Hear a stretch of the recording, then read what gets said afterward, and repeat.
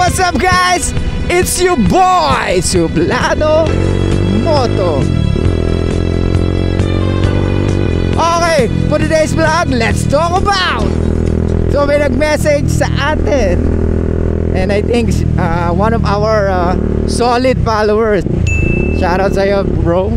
So ang tanong niya is, why women are attracted with a guy na maraming options? Oh my God!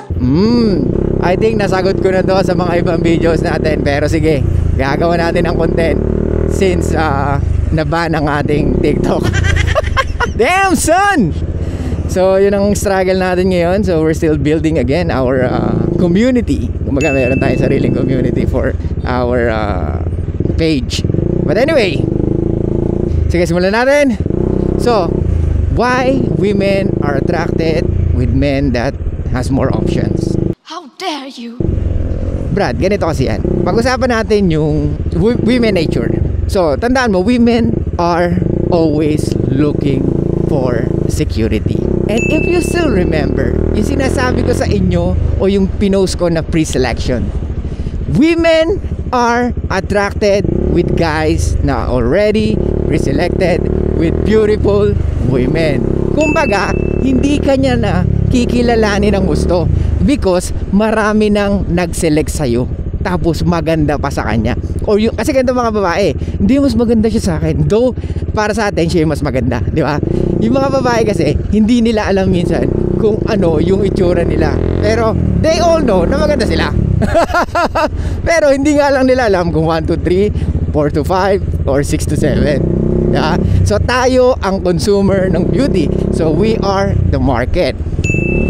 So women are more attracted with guy na maraming options. Kasi nga sa brain nila, ang pagkakaintindi nila, kung etong lalaki na to ay kayang i-attract yung mga gandong kagagandang babae, sino ba naman ako para tumanggi? Diba? And since they are looking for security, they feel more comfortable sa lalaki na kinahuhumalingan ng bawat kababaihan. Ano ibig sabihin ko? I think nasabi ko na to, di ba? Sa bar, pagpunta mo ng bar, sino mas attracted? Yung lalaki na may 3 kasamang babae o yung babae na may kasamang 3 lalaki? So paano maku-curious ang babae sa isang lalaki? Pag nakita niya or pag nalaman niya na itong lalaki na to is maraming dinedate na babae. So ang iisipin nitong babae na to is, anong meron dito sa lalaki na to? Why women are attracted, or why women are very attracted sa kanya? Anong meron? Hindi naman siya pogi. Dahil mga ganun mga babae. Alam, hindi naman siya gwapo eh. Mga ganun. Bitter. How dare you? Dahil hindi ka type, hindi nagwapo. LOL. Anyway, since pinag-uusapan natin yung pinag-uusapan siya ng mga bawat kababaihan, so nung unang panahon, eto guys, lagi tayong babalik sa kung paano nagsimula ang tao. Okay, ganito. Dati, uy, wait lang. Ganado pa naman ako eh. Ito na eh, bibitaw na eh, lol. Okay, so unang panahon, di ba wala naman cellphone, walang electronics, walang anything, kundi tao lang at land. So walang cellphone, walang internet, as in tao lang. Paano magseselect ang mga babae ng talagang lalaki na nararapat para sa kanila? Isipin mo yan, Brad. Balik tayo sa history or balik tayo dun sa unang mga tao.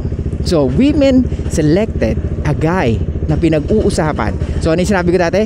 Ang bawat tribo, merong isang lalaki na pinaka-leader. So merong isang lalaki na, let's say for example, pinag-uusapan ng mga bawat kababaihan. Let's say ikaw yun nandun. Pag sinabi ng isang babae na ikaw ay matipuno, masipag, magaling mag-hunting, magaling mangisda, magaling magpa-apoy, so ibig sabihin makakarating yun sa bawat isa. Makakarating sa bawat kababaihan na etong lalaki na to, makakasurvive ako pag ito ang naging asawa ko or pag ito ang napangasawa ko, regardless kung meron na siyang asawa. Kasi iisipin ng mga babae na pag sumama ako dito, I will fucking survive because this guy know everything, because this guy is a very masculine guy.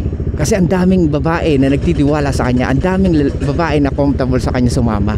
Kaya nga, since the beginning of time, women willing mag-share sa isang lalaki. How dare you? So since the beginning of time, gets nyo ba? So kaya we cannot re-hardwired yung mga bagay na naka-hardwired na sa atin. Hindi natin mababago yun. Yun na yun. Gets? Naka-ingrain sa utak natin yung same attraction since the beginning of time. Women are looking for survival value and men are looking for replication value. Kaya nga, hindi tayo basta-basta. Ayaw natin mag-anak kung kani-kanino kung alam natin na itong babae na to is hindi magiging mabuting ina ng mga anak natin. How dare you? Di ba? So, nung unang panahon, ang hinahanap naman natin sa babae is of course docile, dalaga, younger. That's why we are very attracted sa mga younger women. Not because madali sila mauto, but because they are capable to bear a child. We're looking for fertility, chastity, and at the same time, someone that can follow our lead. Oh my God! Gets? So bro, sana nasagot ko yung tanong mo. Women are more attracted with a pre-selected guy by beautiful women. Tama ba yung English ko? Basta yun na yun. So lang guys, thank you so much. I'll see you guys next time and bye-bye.